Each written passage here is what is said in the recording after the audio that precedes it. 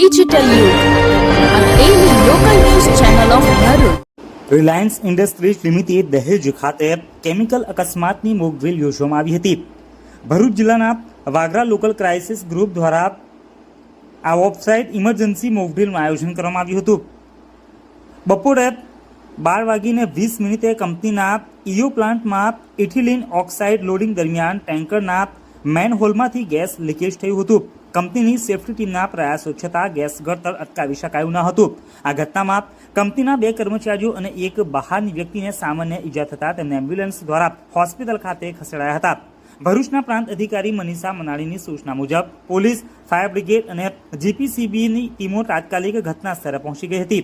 Emergency control room કાર્યરત કરી દુર્ઘટના ઉપર કાબુ મેળવ્યો હતો।